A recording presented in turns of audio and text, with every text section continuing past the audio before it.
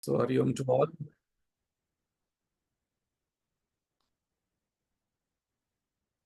I would invite all of you to sit straight,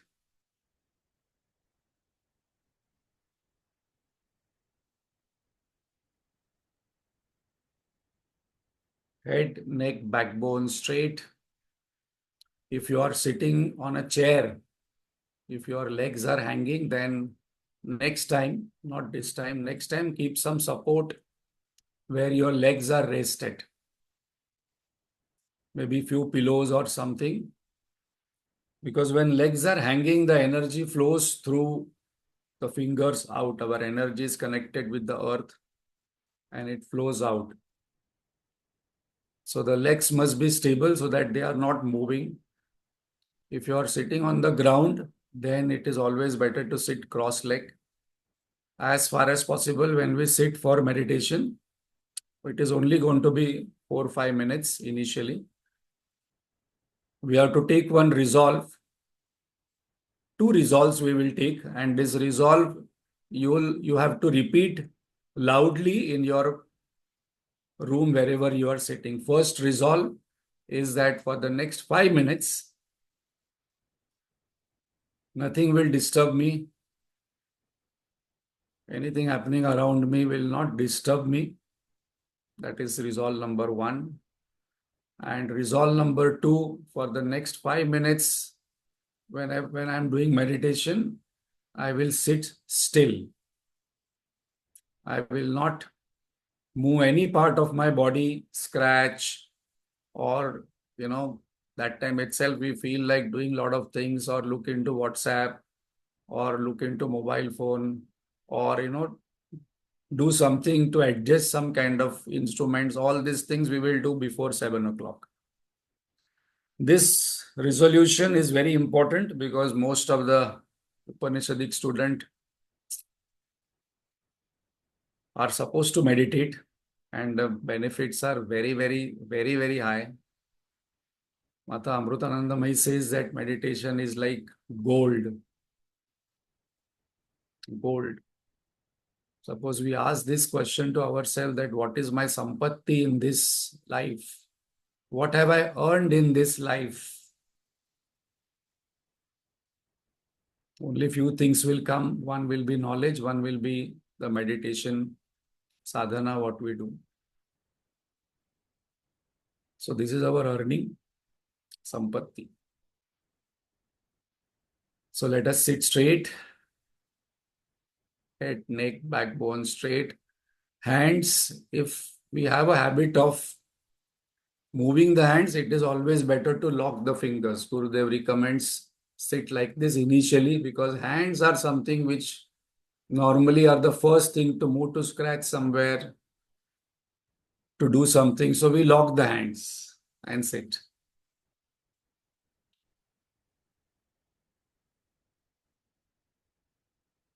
Let us withdraw our mind from the world.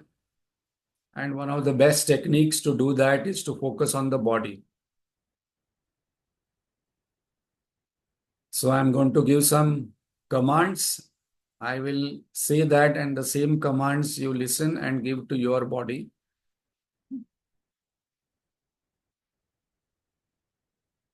Let us focus our entire attention on our body, starting with the head. My head, brain, neck is relaxed and healed.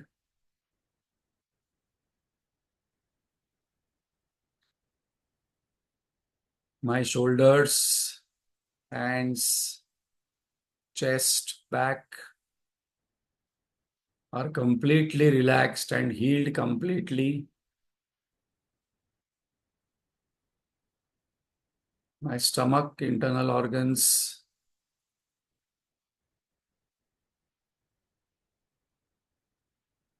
thighs, buttocks, knees, calf muscles, ankles, feet, completely relaxed and healthy.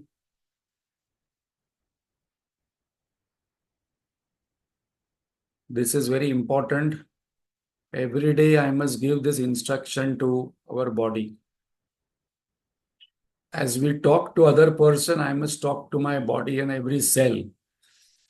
I am not saying so. Today you will see when we are doing the first Shanti part of this Upanishad. That Shanti part itself is going to tell us, which is very, very popular, Om Badram Karanebhi. So, number one instruction every day is that I must sit and give instructions to my body very clearly that every cell is vibrating, my every part of the body is healed, relaxed, and be grateful that we have got such a very beautiful instrument.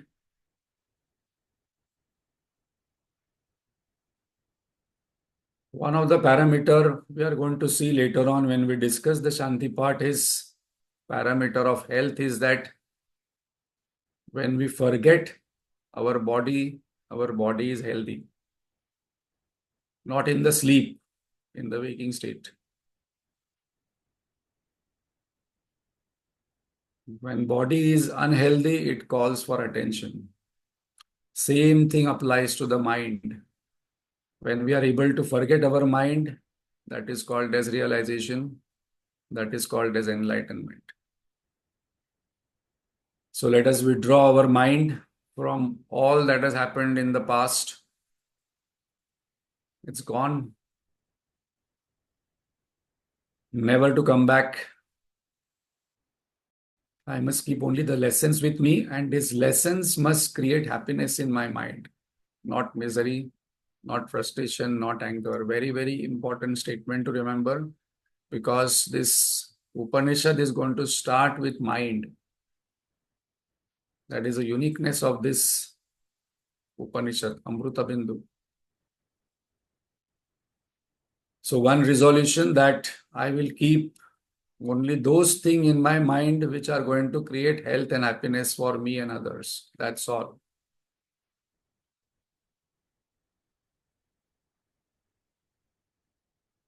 I withdraw my mind from all future anxieties and worries, especially those people who are having faith that God is there.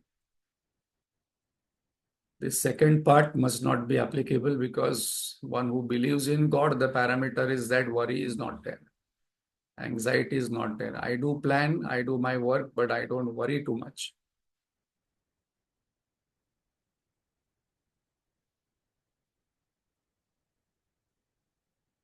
Step 3. So first step was body healing. Step 1 was resolution. Step 2 was focusing on the body for healing and stillness. Third step was withdrawing the mind from past regrets, future anxieties, present confusions. Step number 4, let us invoke God's and Guru's grace.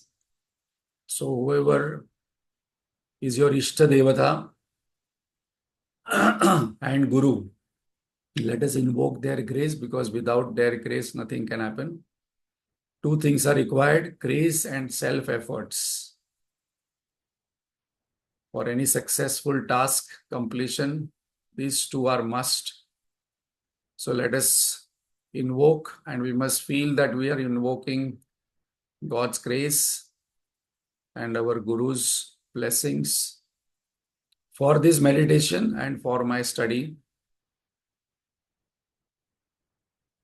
Step number 5, I focus my entire attention on the breath. Just watch the breath. Very, very important step in meditation.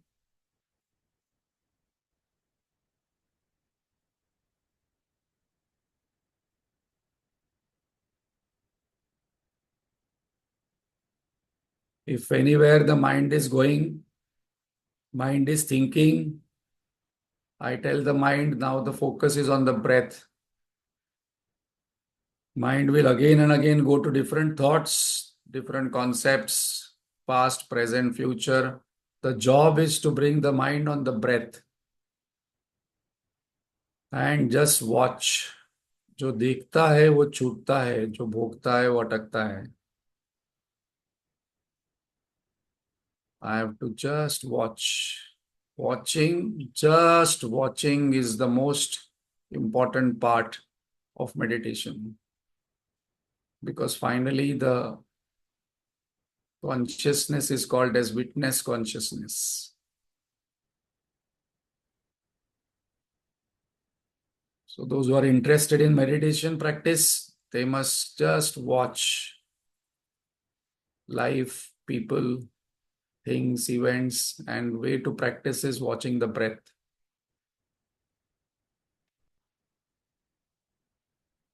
Now, specific part we will do step number 6. So one of you will write summary. We will decide who will write summary. These 6 steps must come clearly. This is the part which this Upanishad is going to tell us. We will do that regularly. Let us take a deep breath and chant Om 12 times. Om.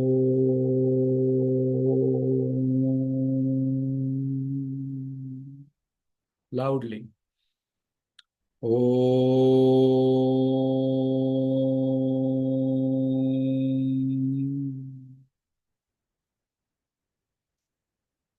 Om.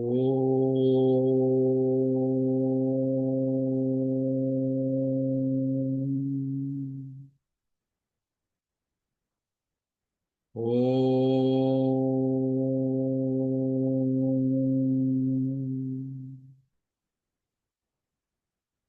Om.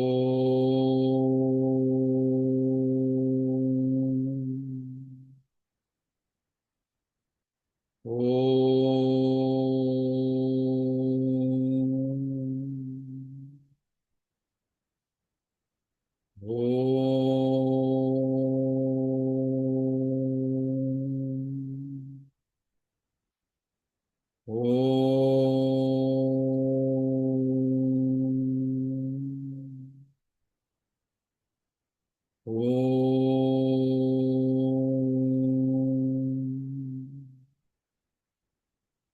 Om.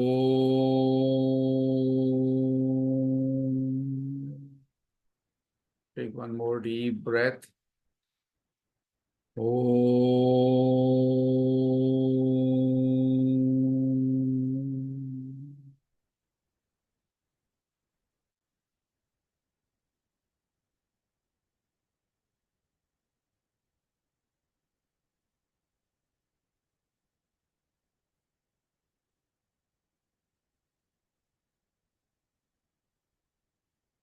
There is one more step after this that we will discuss once we take the technique, what is mentioned in this Upanishad, very beautiful technique, how to use the support of Om and what is the meaning of Om and where to focus when, and then the mind dissolves in the silence. So there are not 3 matras in the Om, there are 4 matras. The 4th one is Amatra, that is the silence.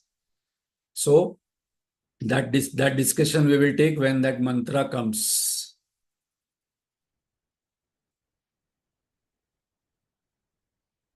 So Hari Om to all. So today we took little longer time for meditation because I was explaining. Next class, before next class, the summary will come. In that, these steps will come. Step number 1, step number 2, step number 3. I'm inviting all of you every day. Maybe tomorrow the steps comes. Every day, suppose we are able to practice this for 5 minutes or minimal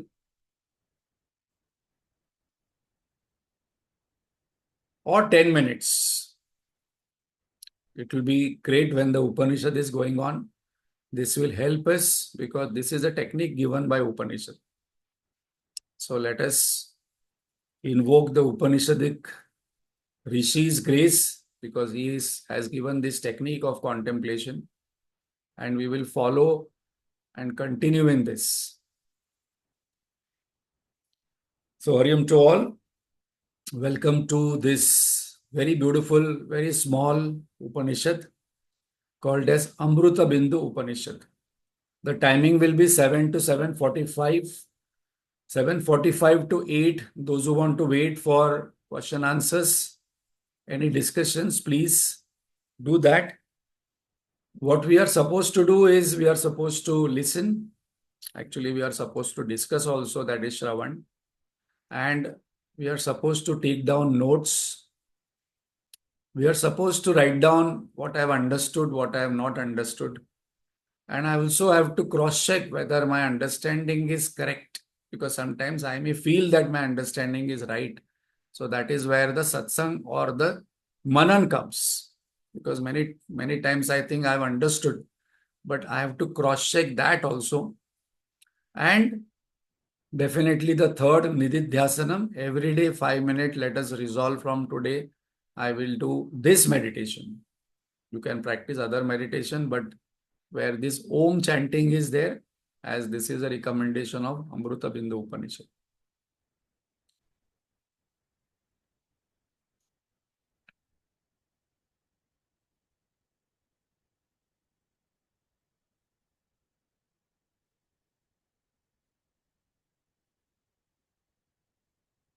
So the name of the Upanishad is also very beautiful.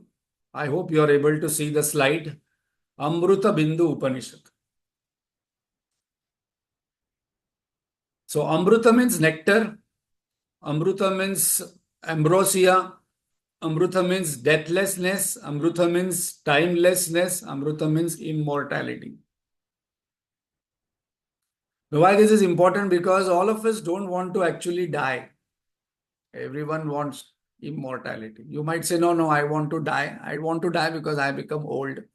I want to die because I am not getting whatever I want. I want to die because there are a lot of challenges or suffering which I feel that next life they will not be there. Those who believe in rebirth. But actually, all human beings, there are three things which are common, which are called as uncaused desires. These are natural desires. All other desires are cultivated desires. Natural desires are, I want to live, I want to know, and I want to be happy. And that is Sat Chit Ananda. Because my nature is existence. What is the proof of this? Never I feel that I am not there. Even in deep sleep also, after getting up, I think that I was there. So our nature is existence. What is the proof? Because I can never feel I am not there. And that's the reason people, another proof of our nature is existence is that people say, "Main rahu na rahu, mera naam rehna chahiye." So something I want to expand. People should remember me. So people do 100 things so that my name will be there. Somewhere my existence has to be there. So this needs to be thought over. Second, I want to know. No one likes to be ignorant. I want to know a lot many things. That's the reason I want to have experiences. And third is I want to be happy. So if I get one, I get all other two. They are not separate. If I get immortality, I get consciousness, I get pure infinite happiness.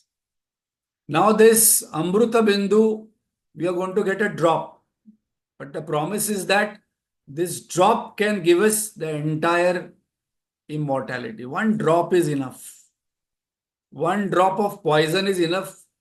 Potassium cyanide strong enough to, kill somebody. Similarly, one drop of this nectar is enough for making us realize what is my true nature. So I must never forget that my true nature is this. Bindu, drop of a nectar is enough for us to realize our immortality. Now, that Amruta means this knowledge also is immortal. I want immortality. How can this knowledge be immortal? Because there is no possibility of improvement like science in this knowledge. No possibility. That American dialogue is there that perfection को improve नहीं किया जा सकता. दिल चाहता है, that movie that Amir Khan says. So in the same way, there is no possibility of improvement of this knowledge. Science keeps on improving. Today this Big Bang theory, then tomorrow another theory about creation. Earth was round and Earth will be, you know, Earth is flat. Now to then they will have another discovery about this universe. Universe is expanding. This that. But whatever we are going to learn, there is no possibility of improvement. Otherwise, this will become not the para knowledge. This will not become the highest knowledge. Any knowledge which is subject to change is not the highest knowledge. And the next thing is that listener also becomes immortal just by listening. Uttam Adhikari is there, just by listening one becomes immortal. Madhyam Adhikari, I have to do some japa, practice of meditation. Mandadhikari, I have to listen again and again and do a lot of sadhana, but promise is there. Om Brahmavit Apnoti Param. The knower, the listener of this becomes immortal. And one Bindu is enough. So the name itself is very interesting. Amritabindu. There are 5 Bindu Upanishads in Atharva Ved. So this Bindu Upanishad, this Amritabindu Upanishad is found in Atharva Ved. This is what I told for those 5-6 people who are listening to Upanishad. First time I will give slides of earlier Upanishad, first class where we covered the Vedas and how the Vedas are having different parts, in what part the Upanishads are found in the Vedanta part, and how this particular entire knowledge is divided into different 3 parts or 2 parts. 90% of the Vedas is about karma kanda, how to do action. That's the reason our attention is more on action. Action is easy. But when slowly we get matured in actions, then the Vedanta part comes. Then when my concentration is more, when my purity is high, then the sadhana given to this person is SMN, Shravan, Manan, Nididhyasanam. Listen. Because listening can alter everything. A person who is believing that I am a woman, just by listening that you are a man, the person can transform. If I am believing that I am my shadow, just by listening, I can give up my shadow. I can realize that I am a human being. I am not the shadow. So, this listening is recommended in Upanishad. So, our main job is to listen, because I am also going to listen to myself. And before we start this Upanishad, I want to thank you, because this is my own thinking, loud thinking, as Gurudev says, and you are all giving me opportunity to think loudly. So I am also going to listen to myself. This will come in our Shanti part. And there are 5 Bindu Upanishads: Nada Bindu, Brahma Bindu, Tejo Bindu, Dhyana Bindu, Amrita Bindu. And this Atharva Ved has one Shanti part. Different Upanishads, different Vedas have different Shanti parts. Om Sahana Bhavatu is one Shanti part. Om Purnamada Purnamidam is one Shanti part. We have discussed in detail. Now here we are getting opportunity to have the third one. And very beautiful. We are going to see word by word this meaning. And in that itself, what is recommended, what is our prayer. So this Shanti part I must chant every day.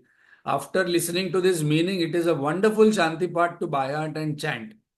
So I would invite Vidya to chant this Shanti part, and then we will go further into this Upanishad. So all of us can chant with Vidya. Anyhow, we are muted, so we can chant, and most of us know this Shanti part by heart. Yes, Vidya. ॐ भद्रं कर्णेभिः शृणुयाम देवाः भद्रं पश्येमाक्षभिर्यजत्राः स्थिरैरङ्गैस्तुष्टुवागंसस्तनूभिः व्यशेम हि देवहितं यदायुः स्वस्ति न इन्द्रो वृद्धश्रवाः स्वस्ति नः पूषा विश्ववेदाः स्वस्ति नस्तार्क्ष्यो अरिष्ठनेमिः स्वस्ति नो बृहस्पतिर्दधातु ॐ शान्तिः शान्तिः शान्तिः। So this is the Shanti part of this Upanishad, and every Veda has its own Shanti part. So there are four Shanti parts. Different Upanishads are there in different Vedas. So this Upanishad comes in Atharva Veda. So this is the Shanti part we will chant every day. And before we go ahead, let us invoke Guru's grace, Lord's blessings by doing our regular chanting. So I would invite Vidya that first 5 verses, Akhanda Mandalakaram, and let us invoke our Guru Parampara and Samasta Jana Kalyan. अखण्डमण्डलाकारं व्याप्तं येन चराचरं तत्पदं दर्शितं येन तस्मै श्रीगुरवे नमः। अज्ञानतिमिरान्धस्य ज्ञानाञ्जनशलाकया चक्षुरुन्मीलितं येन तस्मै श्रीगुरवे नमः। गुरुर्ब्रह्मा गुरुर्विष्णुः गुरुर्देवो महेश्वरः गुरुरेव परं ब्रह्म तस्मै श्रीगुरवे नमः। स्थावरं जङ्गमं व्याप्तं यत्किञ्चित् सचराचरं तत्पदं दर्शितं येन तस्मै श्रीगुरवे नमः। चिन्मयं व्यापि यत्सर्वं त्रैलोक्यं सचराचरं तत्पदं दर्शितं येन तस्मै श्रीगुरवे नमः। त्वमेव माता च पिता त्वमेव बन्धुश्च सखा त्वमेव विद्या द्रविणं त्वमेव सर्वं मम देवदेव। सदाशिवसमारम्भां शङ्कराचार्यमध्यमाम् अस्मदाचार्यपर्यन्तां वन्दे गुरुपरम्पराम्। श्रुतिस्मृतिपुराणानाम् आलयं करुणालयं नमामि भगवत्पाद शङ्करं लोकशङ्करं। शङ्करं शङ्कराचार्यं केशवं बादरायणं सूत्रभाष्यकृतौ वन्दे भगवन्तौ पुनः पुनः। समस्तजनकल्याणे निरतं करुणामयं नमामि चिन्मयं देवं सद्गुरुं ब्रह्मविद्वरम्। Samasta Jana Kalyan. I chanted, sir. हाँ, मेरा ध्यान नहीं. Okay, so this we will do first, then we will do the meditation, and then we will enter the Upanishad from next class. So our Shastra is basically dialogues. You are now in this, after COVID, we are doing this online, but actually our Shastra is all dialogues. Upanishad is a dialogue between Guru and Shishya. Bhagavad Gita is a dialogue. Brahma Sutra is a dialogue.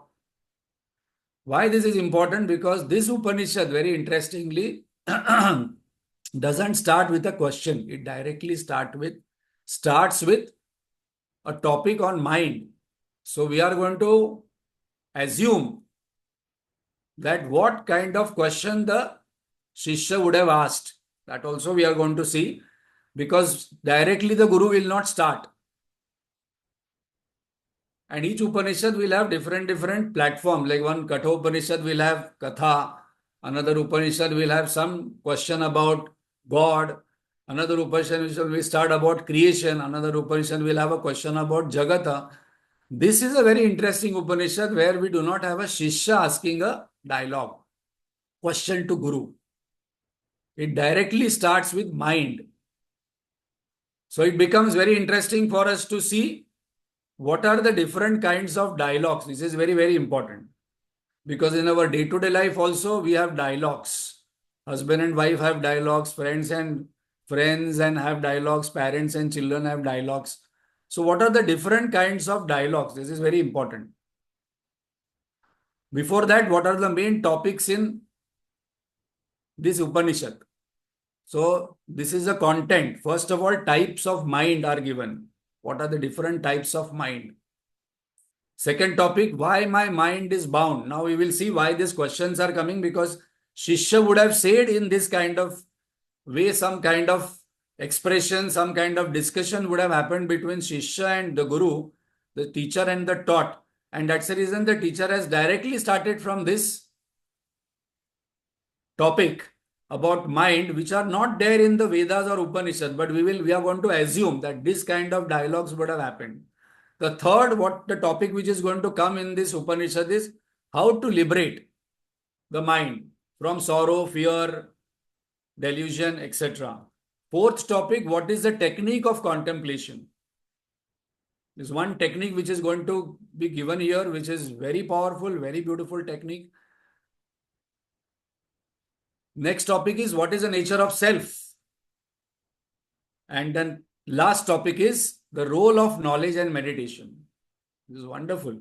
When to give up scriptural study, how much to have, how much to study, how much to meditate, all things are mentioned here. So now let us complete at least this topic today, dialogues, because whole day from morning to evening we communicate. There is one saying, some people talk whole day but communicate nothing. We have to ask, what are you saying? What is the topic? They start with something, they will end up with somewhere else only. So in our Shastra, as we are doing Upanishads, these four are there. Four types of dialogues are mentioned. We will just see the top. Otherwise, in Nyaya philosophy, this will have pages and pages description. Nyaya philosophy is very strong on this dialogue types. So first one is called as Vada. First type of dialogue. Tattva Bubutsu Katha means sincere interest to explore the truth. Suppose two people come, like, two people sit and then they discuss about one topic about cricket or about science or about Upanishad or any god. They are equal in stature. So that is a requirement. Very important one. They may reach the goal or they may not reach the final goal in that discussion, but their sincerity is there. And this was the dialogue which happened between Adi Shankaracharya and Mandan Mishra. Both were equal in Karma Siddhanta and Advait Siddhanta. And we all know that famous dialogue where their judge was Mandan Mishra's wife. And what was a bet? One who loses becomes a follower of other person. So Mandan Mishra lost. And when they had kept Mandan Mishra's wife as the judge, that means we can see the status of women in our Vedic period. Few hundred years back, Shankaracharya's time also. She was equally competent to understand what was going on. And then Mandan Mishra lost that particular discussion and followed him, and he was one of his first Shishyas. He then later on wrote Naishkarmya Siddhi on karma, because he was Karma Kandi and Adi Shankaracharya was Advait. The second is Jalpa. Jalpa means Parapaksha Nirakarana, Swapaksha Sthapana. This is what we normally do in our day-to-day dialogue with, in the family or with friends and all. That means preconceived notions about what is right. I already know what is right. I have a strong belief that this is right. This BJP is good. This Congress is good. This is right. This is wrong. And in this Jalpa, the interest in the dialogue is to prove the other person wrong. And I am right. Here, there is more sound, less knowledge, because ego is important. This is what we do. Upanishadic student, why it has been taken? Because slowly, we must shift to dialogue. We must shift to samvada. The third is Vitanda. This is what our opposition parties do. Main aim is to destroy other person's point. Whatever you say, I will say you are wrong. And suppose other person say, do you know what is the truth? No, I don't know what is right or wrong, but you are wrong. Just oppose. Now all our communication, all our dialogues come in this only. Truth I do not know, but you are wrong. Your view is wrong. So here the main goal is to destroy other person. In Jalpa, the main goal is to prove myself wrong. In Vada, the main goal is to reach the right knowledge through discussion, equal. But fourth one, what is this Upanishad is Samvada. Question and answer. One is knowing, other person is not knowing the answer. That is where Samvada happens. Arjun didn't know, Krishna knew all the answers. So this Shishya comes to a guru and then he starts saying, this is a problem, this is a problem, this is a problem, this is a problem, this is a problem, I am facing problems. So those who have problems come to Upanishad. Those who are feeling bad, those who are feeling miserable, those who are feeling irritated, frustrated, angry, some people say, no, no, no, Upanishad is not for me. Actually, we are going to see here that Upanishad is for whom? A person who is intelligent, who has intelligently lived his life and frustrated, irritated, and wants to get out. But he thinks that my irritation, frustration is because of the world. And Guru tells him, no, no, it is because of your mind. So I hope you're listening where we are getting into the first topic of mind. This is where the Shishya comes and tells. And what are the requirements of Upanishadic dialogue? Humility. Both Shishya and Guru are humble. And there is basic requirement of love and respect and understanding. And the last word, which is very important, the tuning. So I must actually ask myself that whom do I listen where I just understand things quickly? That is where the tuning, because God arranges all these Guru Shishyas, teachers and students. Where do I understand quickly? Sometimes we listen to many people, but somewhere that wherever the tuning happens, that tuning is created by God. I understand. Oh, cut, cut, cut, cut. 1, 2, 3, 4. All concepts are clear. Doubts are there, but again the doubts are solved. But that is where the tuning. So the tuning is very important in Upanishadic dialogues. So these Upanishads are dialogues. Now we will see one sample dialogues. It's very interesting. Huh?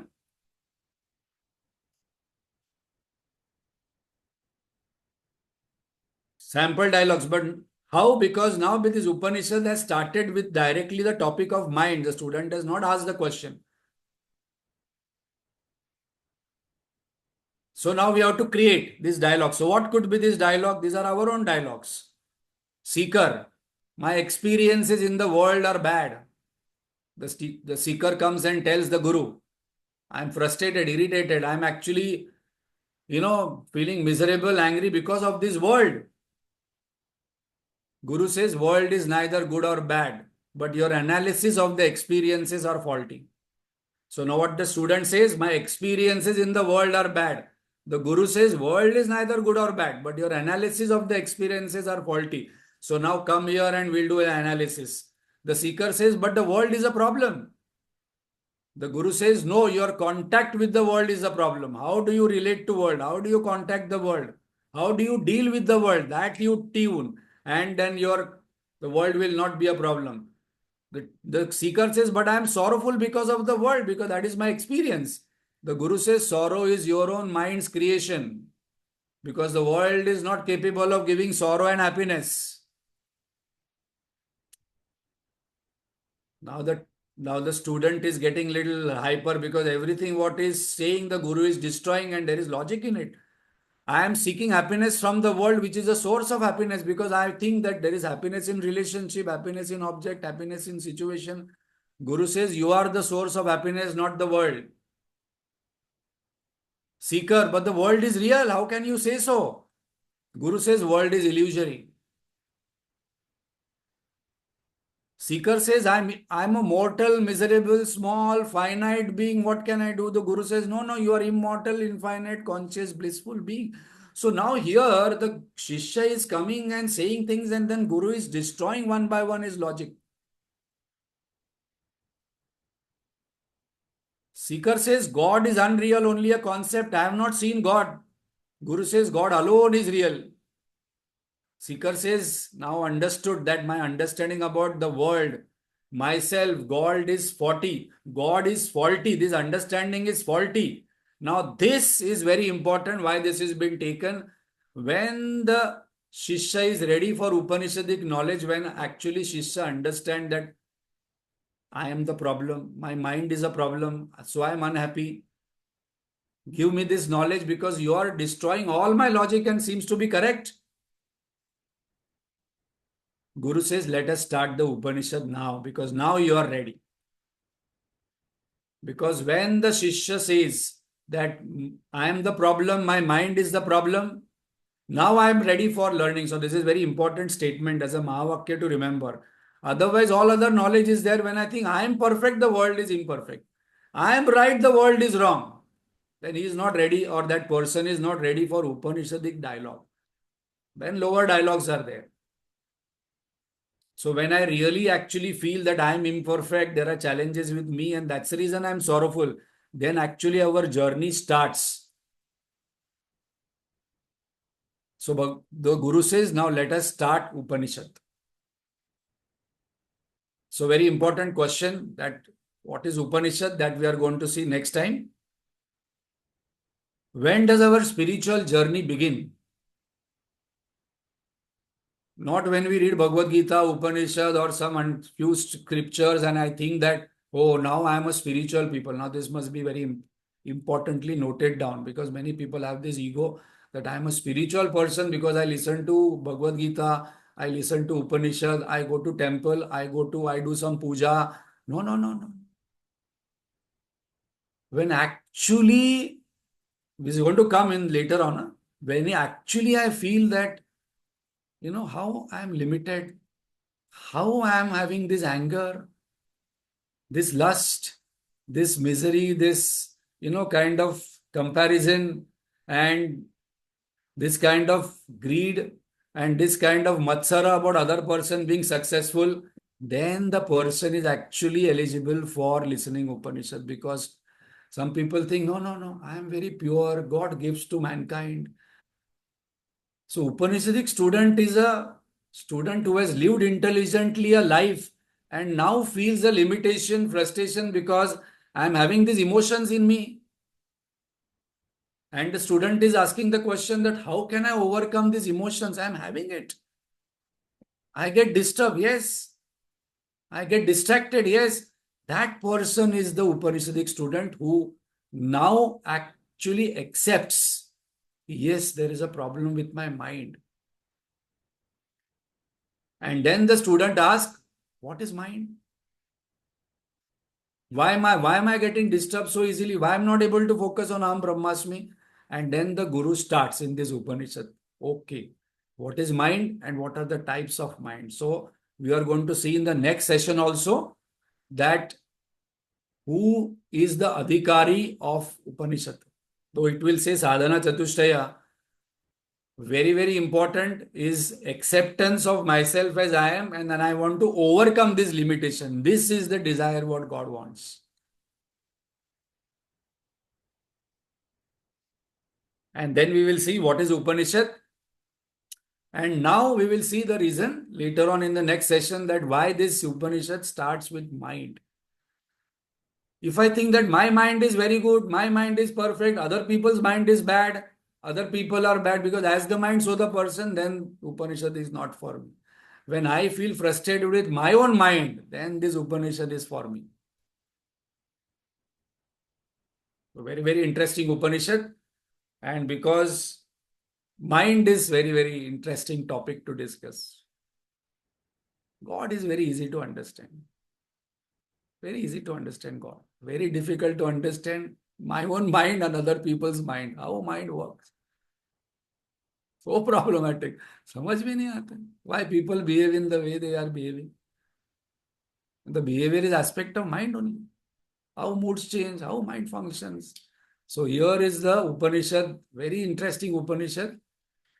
And we will also discuss that there are 10 Upanishad, but this is not the major Upanishad. This is a minor Upanishad. But that doesn't mean that this is something, lower. These topics are coming in other Upanishads also. So Adi Shankaracharya didn't write a commentary on this. That's all.